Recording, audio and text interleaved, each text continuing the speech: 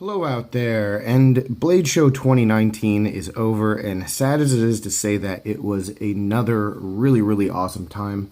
I do have a lot more content coming on the event, a few more videos about specific booths, and then an overall recap video that I'll be doing. Today is going to be all about just the knives that I picked up and the things that I came home with, but I did sort of slow down on posting all of the different videos I was doing. I'm sure your feeds are are already really clogged up with a bunch of other content from the show. So I just wanted to slow it down, and I'm going to spread it out over the course of the next few days, just the rest of the videos that I took, and then again that recap video. But today I'm going to start with the things that I came home with. A lot of exciting stuff that I picked up. The most important thing, believe it or not, is this patch from Dead EDC. Last year I got his Blade Show 2018 one, Knives and Star Wars. That is what we do here, so very cool that he had that, and he also made a sticker out of it. So yeah, very cool. So I will link to him down below. Check out his Instagram. He has a lot of really cool kind of like EDC patches and content and stuff. But starting with day one, I sort of went slow the way that I did last year. And the first two things I picked up weren't even really knives. I picked up some flits because I needed some more polish. And my tube that I've been using is pretty old, so nothing too exciting there. But then I did get some KPL heavy, and I'm going to talk about the guys from KPL a little bit more in a future video, but they were awesome. Had a lot of interaction with them.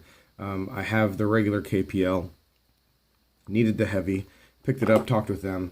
But then I got into the knives, and the first thing that I was thinking about was I wanted to go to the WE and Civivi booth because I wanted to see if the Civivi that's coming out like this week, and I'll slide in a picture, I don't remember the name of it. I wanted to see if that was available for sale, and it was. But when I got there, and you might have seen this in the video I already posted about this knife, this was there.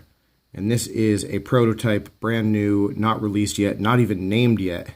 And my thanks to everyone who watched that video and gave me some suggestions as to what I should try to name the knife, because basically they had a few of these at the show, and anyone who bought one was allowed to give a suggestion for what they thought the name should be. And you guys gave a lot of really good suggestions in the comments. The ones that I forwarded to WE were the Noble, which seemed to be pretty popular, and then also the Prestige. I really like the Prestige. It's the name of one of my favorite movies, and yeah, so hopefully one of those two will be the name of the knife, and we can say we did something. But this one, yeah, it's a good little knife, guys. D2 steel, G10. Looks a lot like the Mass Drop Gent, and a lot of people have commented on that. But I do, let me see if I have it close by. So I did a comparison review with the Mass Drop Gent and the Browse Spectre, and the Gent was noticeably smaller, and you can see with this Civivi that they are a lot more similar in size.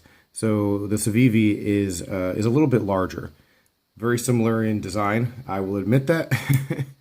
But you know, they are made by the same people, so maybe a few liberties have been taken there, but it's at least large enough to be a little bit different.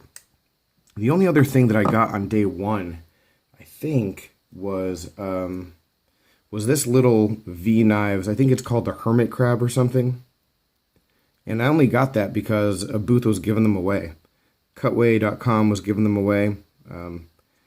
Honestly, this thing, it's going to go in a drawer or like a glove, maybe my wife's glove compartment, something like that, where last ditch kind of thing. You absolutely need something to cut with. It's there.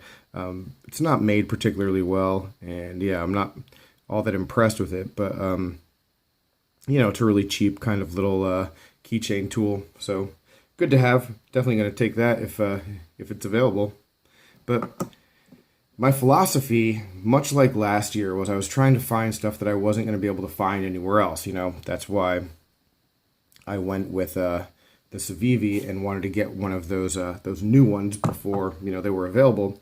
You know, I didn't want to just spend money on knives that I could order from Blade HQ. And so day two, when I really got into things, the first thing that I picked up was this right here. And I was looking for a lot of old like discontinued models, some new old stock, and they didn't have the selection throughout the show that I remember them having last year. Like, I found some really good stuff last year. This year, not so much, but this was a diamond in the rough, definitely. So this is the Benchmade 350, Mel Pardue design. I'm super excited to pick this up. It was like brand new, only 75 bucks. And it's basically the predecessor to the 530, which was then the predecessor to the 531 and the 535. So, I mean, you could say that it's like the great-great-grandfather to to the bug out. So just a super cool design, liner lock. One thing about it, well, two things about it that I just don't have on any other Benchmades is this like really old Benchmade clip. Let's see if I can get that focused. Nope. All right, there we go. I mean, that's pretty cool. And then the actual Benchmade logo on this side, I don't have any Benchmades this old that actually say Balisong in the butterfly. So yeah, that was one of those things where not really, if we're talking about old and discontinued Benchmades, not really my favorite model. Not one that I was like really seeking out, but when I saw it, I knew it, I had to get it. So yeah, really good score. And then there was one that sort of broke what I was trying to do, but I knew I wanted to pick it up and I wanted to get it in hand. And when I did, I decided let's just buy it, and that's the Boker Gust. So this is a Serge Panchenko design, big stainless steel frame lock. I mean, this thing is heavy, and actually, I'm just going to bring out the scale right now. Why not? I don't even know how much this thing weighs, but it's got to be a lot. Yeah, it's 5 ounces. This is a heavy knife. It feels heavy. Not heavy in hand. It's not going to be heavy when I'm cutting, but and it's not heavy in pocket, but it just does have a little bit more density to it, especially for a smaller kind of knife. But it's just a very attractive blade shape, and I really dig this this handle design.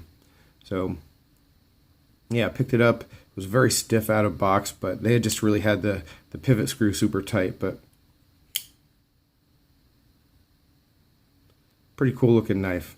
And actually, what the Boker Lancer, which is another Panchenko design, has this brilliant stonewash and like finish, and this knife sort of has the same thing, just a really attractive stonewash. So yeah, very happy with this purchase. These run about 60 bucks. I think that's pretty fair. And then as things kept going, I was not necessarily looking for like the big purchase, but I was looking, you know, what was going to be like the main thing that I was going to take away. And there were two more things that I picked up on Saturday that really were the sort of the focal points. So one of them is a GEC. I've been looking for a 15 for a long time because it's the first one that I ever handled. And you might have watched that video. It was the first time I ever experienced a GEC, and it was with a 15. And yeah, I just fell in love with the concept and the brand, and I've wanted one since then. And GEC wasn't actually at Blade Show. Their booth was not manned. They didn't have anybody there. But there was one dealer who just had a huge collection of them and was selling them. And he had this 115 in red linen micarta, clip point blade, just a beauty from last year. And yeah, this is definitely the one. So I jumped all over this. I mean, you can find these on eBay. They're not impossible to track down, but I mean, being able to see it in person and pick out your one, you know, in the flesh, definitely a big bonus, and yeah, much better than getting it online. So yeah, I was very happy to do that. And then I was really tinkering between a few different purchases, guys. I really am trying, like I've said in previous videos, not to just buy things that I'm not going to want long term. And there's one knife that was on the list that I didn't want to just buy at Blade Show. I wanted to do something special, and so I ended up buying it. It's the ZT 0562, the Hinderer. This has been a beauty and one that, yeah, I've wanted and coveted for a long time. And just in the interest of doing something different, check that out. So this one has some like blue and purple anno on it. It just gives it that nice pop. There's a lot more customization I could do, But yeah, this sort of made it stand out. And I'm going to bring in the business card of the booth that I bought it from JD Cutlery.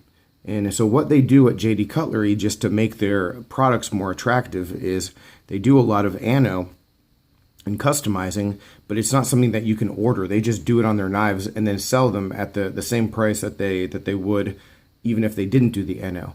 And then basically it just gives you the opportunity to get something that's a little more unique to you, customized, without spending any extra money. So that's how they build their business. I think it's a really smart plan, and it definitely got me interested because I was able to get this knife that I've wanted for a long time, but have it just a little bit more mine. So, yeah, and it's a really great color. I'm definitely a bluish purple kind of guy, so yeah.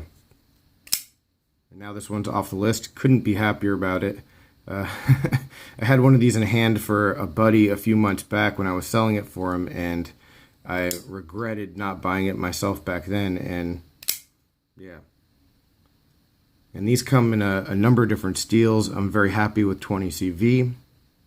So yeah, so that was the last purchase on Saturday. And then Sunday, the final day of the show, I'll tell I'll tell the story of the giant mouse last. But all right, so there were a couple things I picked up. Went back to the GEC booth, and I had to get something for a friend of mine, and I saw this one, a 25, and I don't know that I'm actually going to keep this, but it was a pretty rare one at an excellent price, and so I jumped all over it. I'd never handled the 25 before. A lot of people say this is their favorite one. It's a little bit more stout than the other GECs. I do like this one a lot. It's from 2015. Yeah, just a cool piece. So I grabbed that.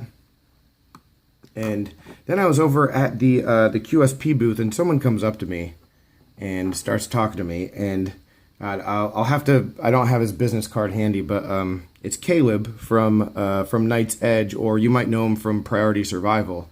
And he's a guy who I've been following on Instagram for a while, and I've seen some of his YouTube videos and stuff. But he has become a designer over the past year or so. And I picked up his first knife. This is a Tucson, and I bought this about like 6 months ago, maybe a little bit more. And like an idiot, I just never reviewed it. It's a pretty interesting design. Handle material. The blade is certainly, he has his own kind of style when it comes to the blade. And this knife, let's see if I can just pick it up and show you. This knife is one of the smoothest knives for under $100 that you are ever going to find. I mean, that's ridiculous. And the lockup is perfect.